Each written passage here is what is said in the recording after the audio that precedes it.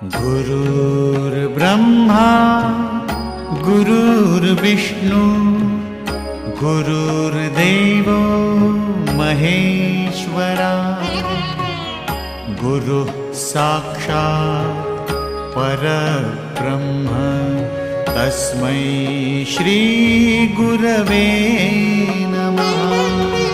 આજના દિવ્ય સત્સંગમાં આપણે જાણીશું કે આધ્યાત્મિક માર્ગ દરેક માટે એક સરખો અને એક સમાન ખુલ્લો છે।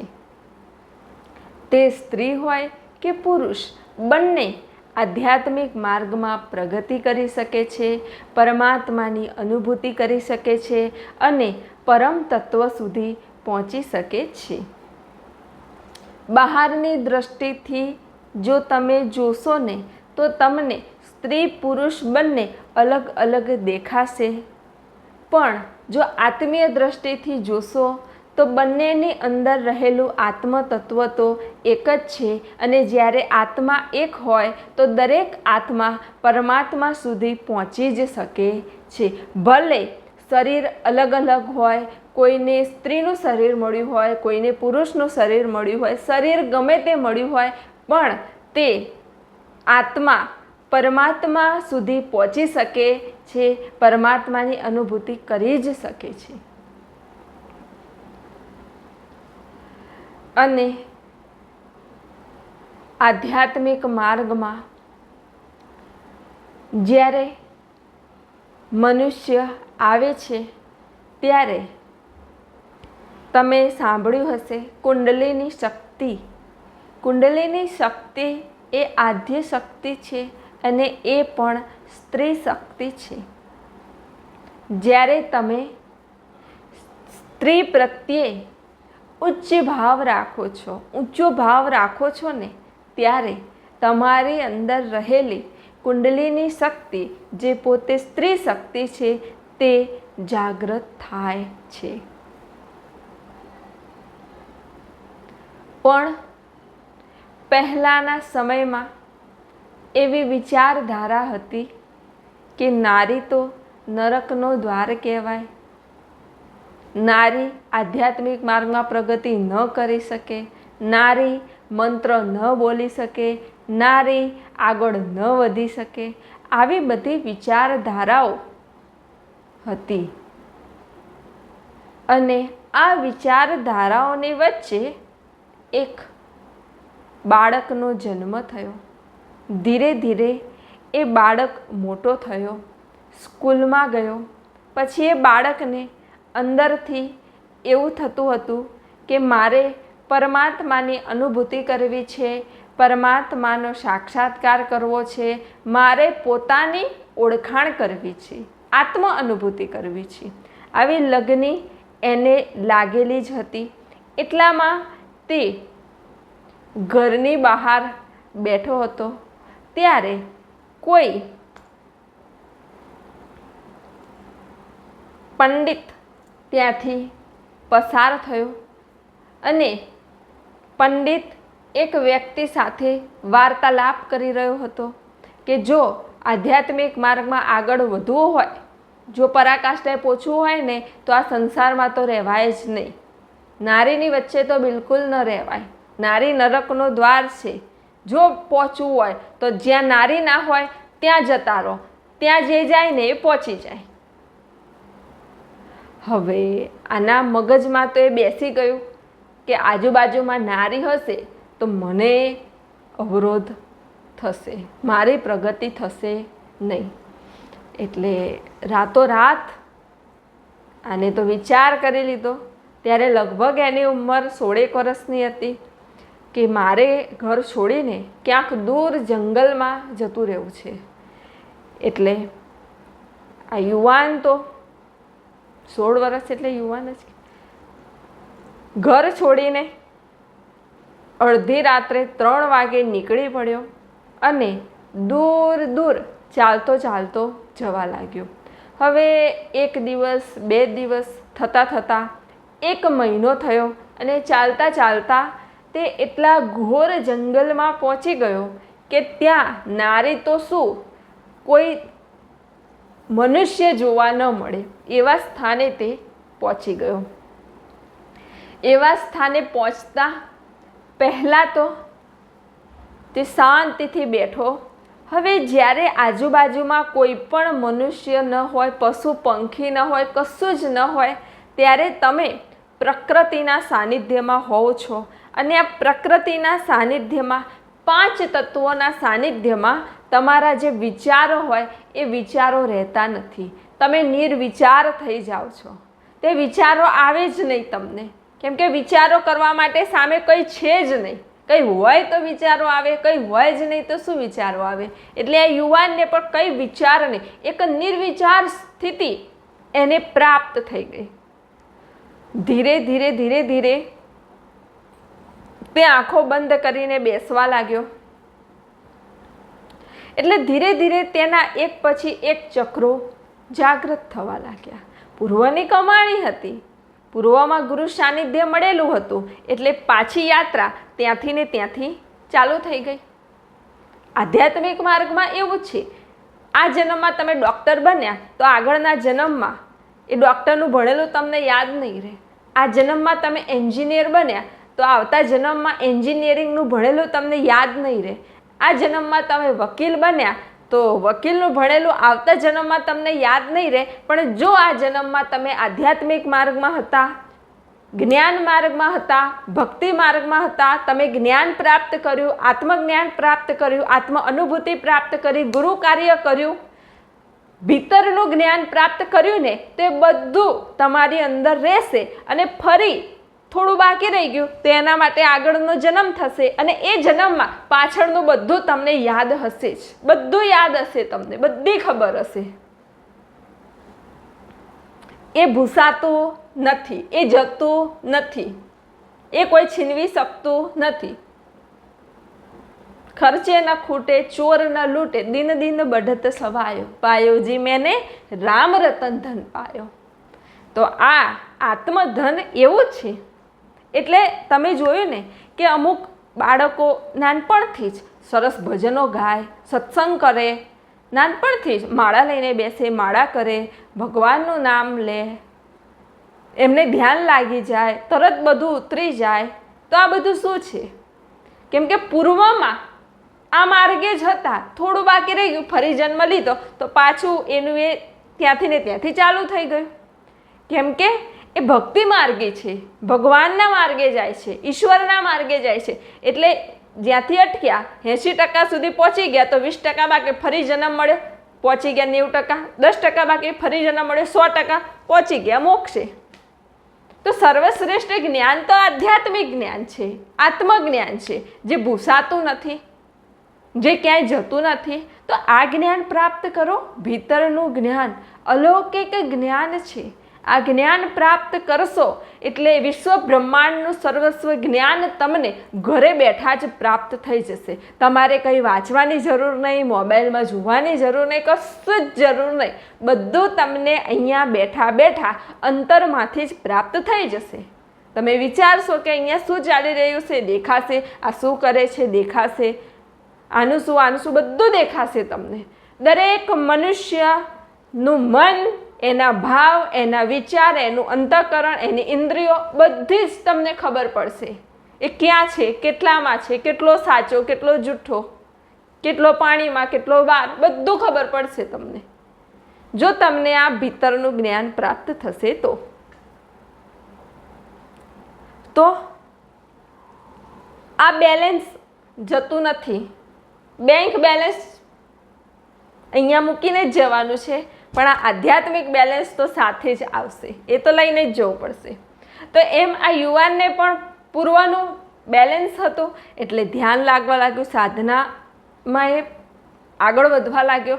હવે આગળ જતાં જતાં તે છેક શૂન્ય શિખરમાં, સહસ્ત્રારમાં પહોંચી ગયો.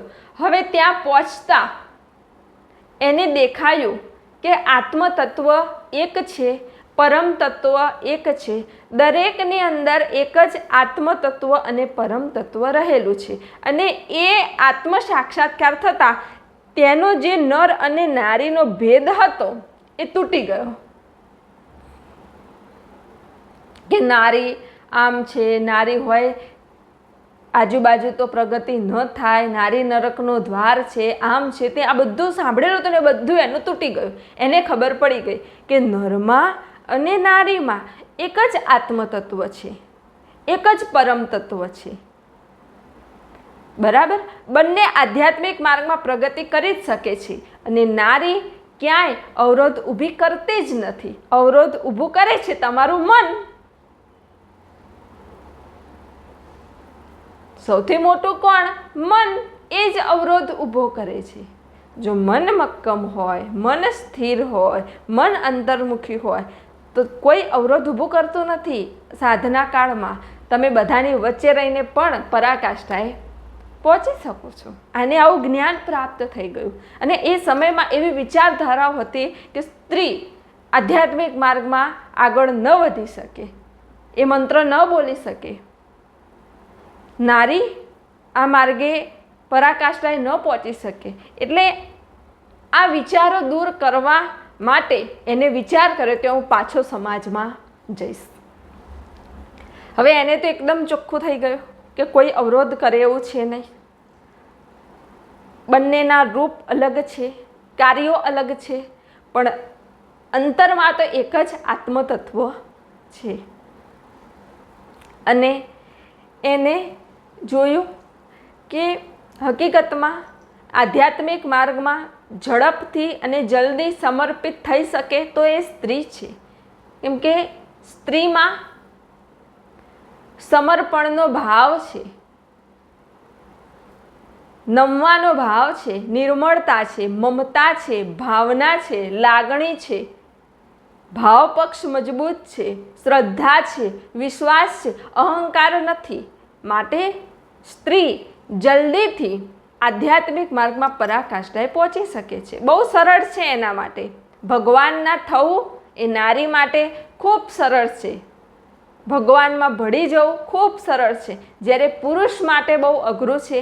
પુરુષમાં અહંકાર છે, લાગણીની કમી છે, ભાવની કમી છે, જલ્દી નમે નહીં, અક્કડતા. એટલે પુરુષ જ્ઞાન માર્ગે વધારે જશે, સમર્પણના માર્ગે ઓછા આવશે. કેમ કે એ અઘરું લાગે એમને.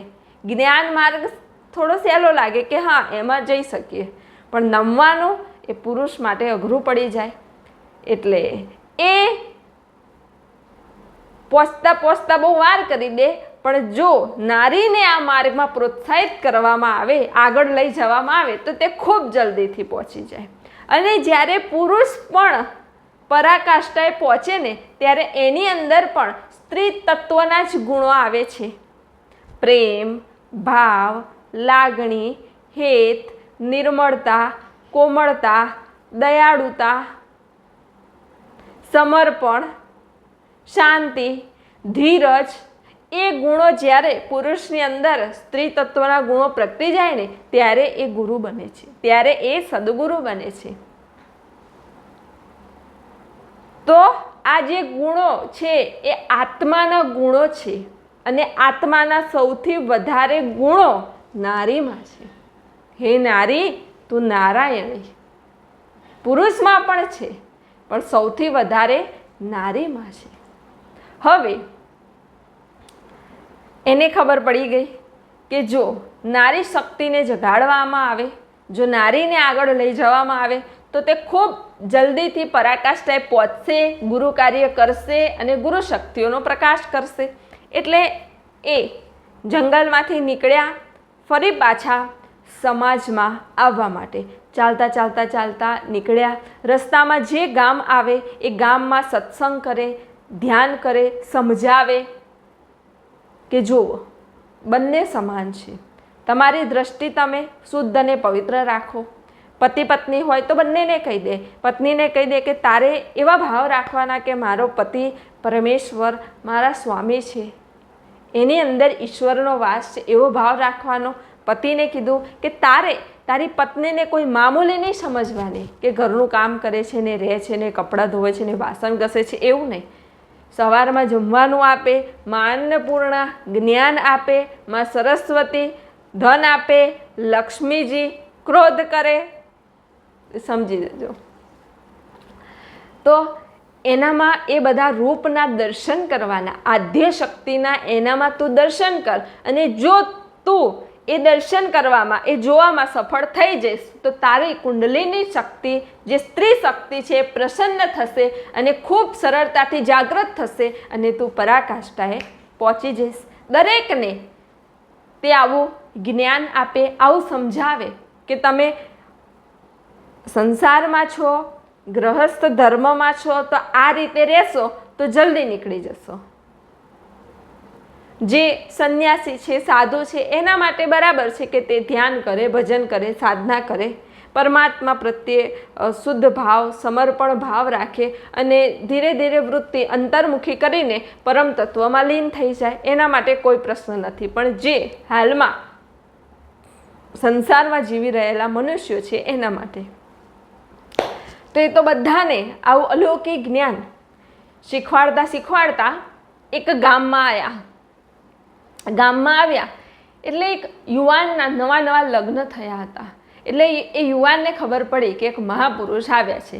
તો એ યુવાન તો દોડમ દોડ આવ્યો કે મહાપુરુષે કીધું, બોલ શું થયું? યુવાને કીધું કે મારા હમણાં જ નવા લગ્ન થયા છે. મહાપુરુષે કીધું, ખૂબ સરસ, પણ કે હવે મારું સંસારમાં મન નથી. કે કેમ? કે મેં ઘણાના મુખેથી એવું સાંભળ્યું કે નારી તો નરકનો દ્વાર છે, એના જોડે રહીને આધ્યાત્મિક માર્ગમાં પ્રગતિ ન થાય. મહાપુરુષે કીધું, નારી તો મુક્તિનો મહાદ્વાર છે, તું રે એની જોડે તો તારી પ્રગતિ થશે.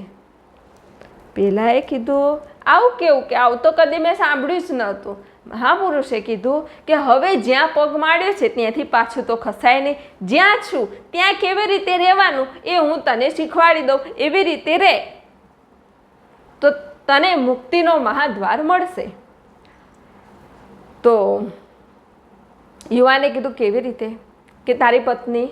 તો કે એ રહી. તો કે બોલાય એને. તો એને બોલાય, બંનેને બેસાડ્યા. કે બોલ. કે મારી પત્ની મને કશી ખબર પડતી નથી, કશું જ્ઞાન નથી, કંઈ જાણતી નથી, આમ છે ને તો તેમ છે ને, તો આમ કરે છે ને તો તેમ કરે છે ને. મહાપુરુષે કીધું, બરાબર, જો કે હું તમને બંનેને આંખ આપું. યુવાને કીધું, ઠીક છે, આપો.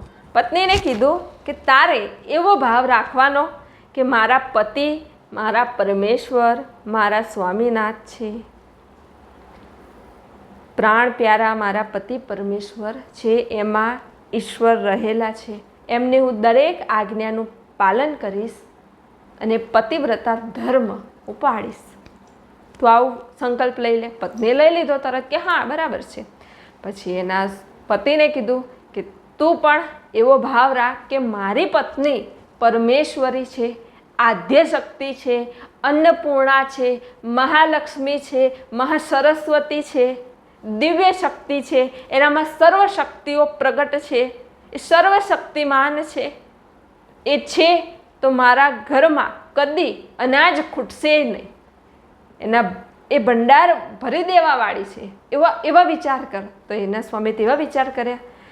તેને તો ખૂબ આનંદ આવ્યો, ખૂબ રાજી થયો કે હા, તો ખૂબ સારું લાગ્યું કે હા, તમે બંને જ ઈશ્વર છો, તું નારાયણ છો અને તું નારાયણી છું, પણ બંને પોતાનું સ્વરૂપ ભૂલી ગયા છો, એટલે ભટકી ગયા છો. હવે બંને સાથે છો તો સાથે પોતાના સ્વરૂપને યાદ કરો અને એમાં સ્થિત થઈ જાઓ, મોક્ષ માર્ગે ચડી જાઓ.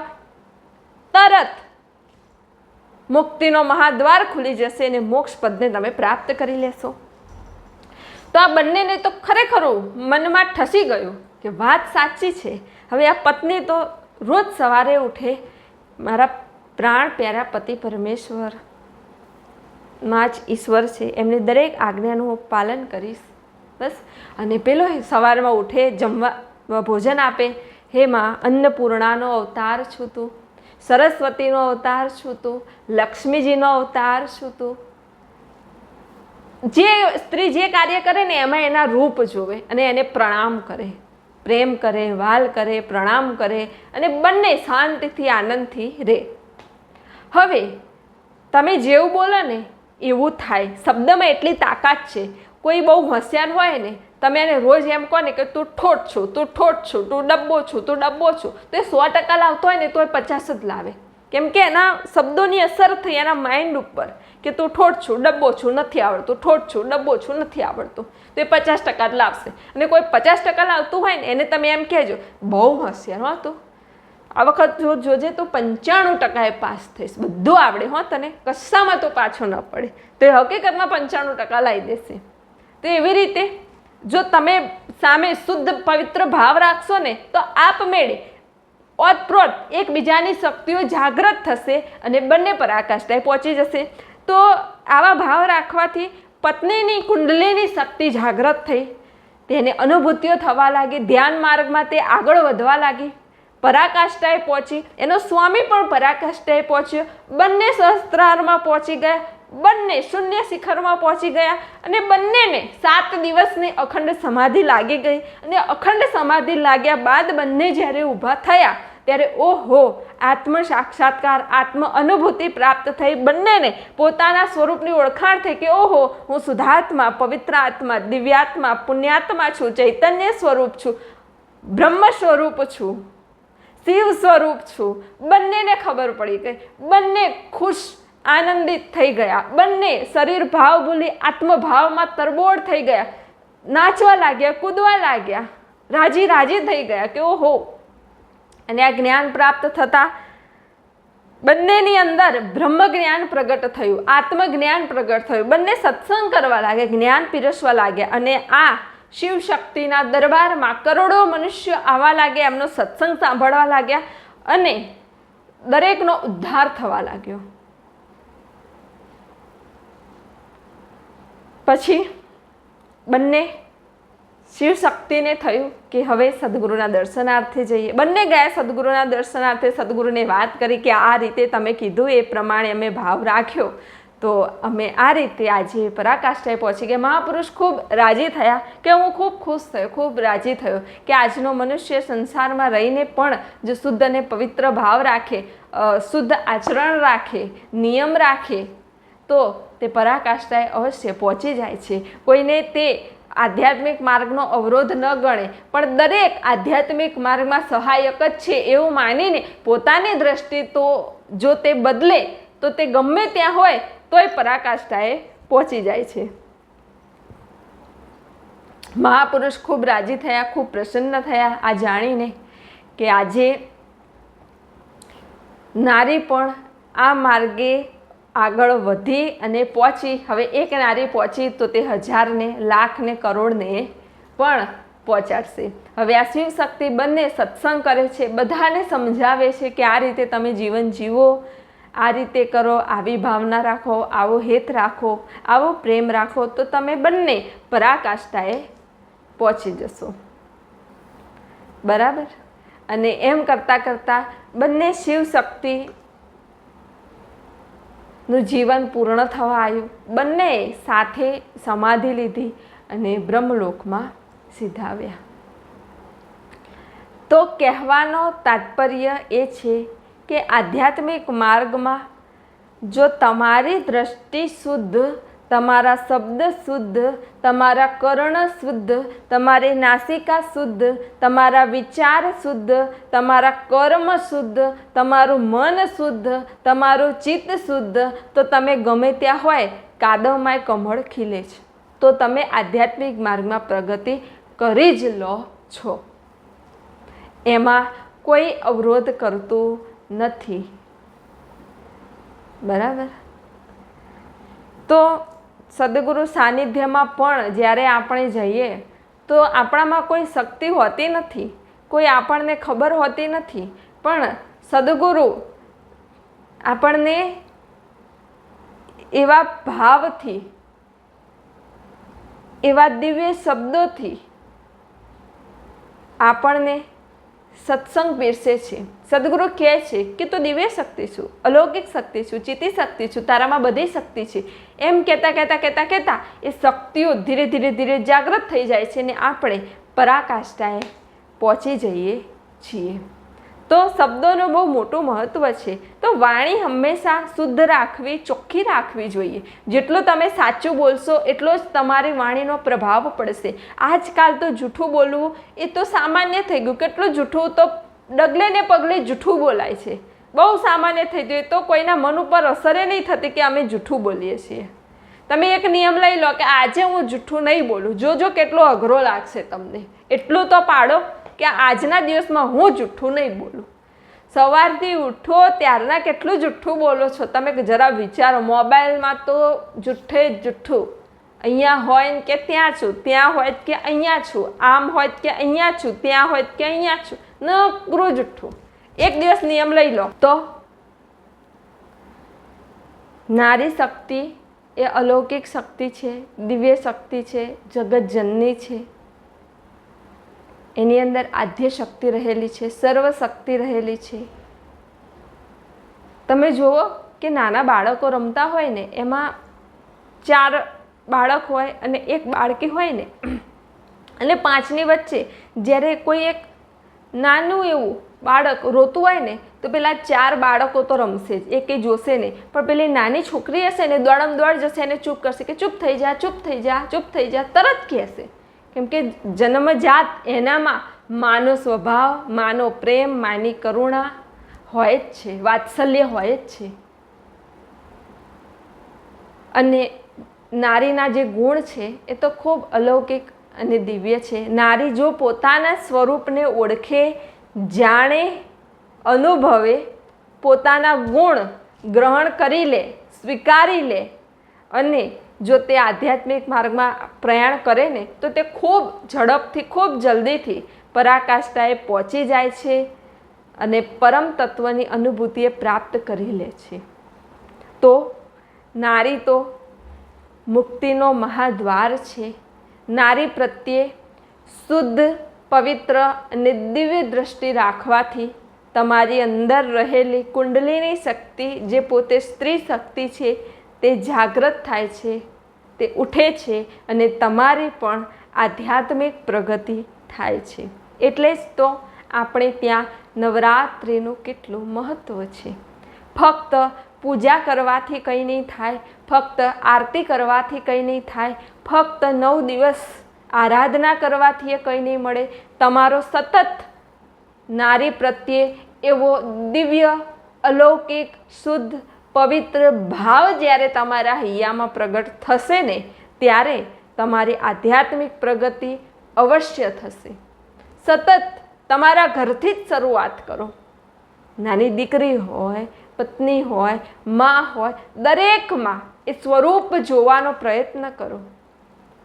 અન્નપૂર્ણા જમવાનું બનાવે, પીરસે.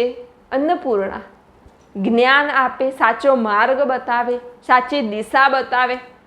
સરસ્વતી પૈસા હોય નહીં અને તમે કહો કે આપને થોડા પૈસા બચાયા હોય તો તરત આપે. લક્ષ્મીજી જુઓ, દરેક સ્વરૂપ સ્ત્રીમાં, નારીમાં તમને દેખાશે. એ સ્વરૂપને જોવો, ઓળખો, એને પ્રણામ કરો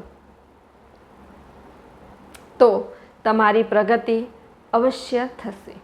તો આ સત્સંગ ખૂબ ધ્યાનથી, પ્રેમથી, આનંદથી સાંભળો, હૃદયમાં ઉતારો અને સદગુરુ ચૈતન્ય ચેનલ પર જે સત્સંગ વિડીયો છે તે દરેક મનુષ્યના કલ્યાણ અર્થે મૂકવામાં આવ્યા છે. તો દરેક મનુષ્ય આ સત્સંગ સાંભળે, દરેક મનુષ્યના જીવનમાં પ્રકાશ થાય તે માટે સદગુરુ ચૈતન્ય ચેનલને સબસ્ક્રાઈબ કરો, વિડીયો લાઈક કરો, દરેક મનુષ્યને શેર કરો, કોમેન્ટમાં લખો અને ઘરે બેઠા ગુરુ કાર્ય કરી અઢળક પુણ્યની પ્રાપ્તિ કરો. આપ સર્વના હૃદયમાં બિરાજમાન પરમાત્માને પ્રણામ. गुरुर्ब्रह्मा गुरुर्विष्णु गुरुर्देवो महेश्वरा गुरुः साक्षात् परब्रह्म तस्मै श्री गुरवे नमः.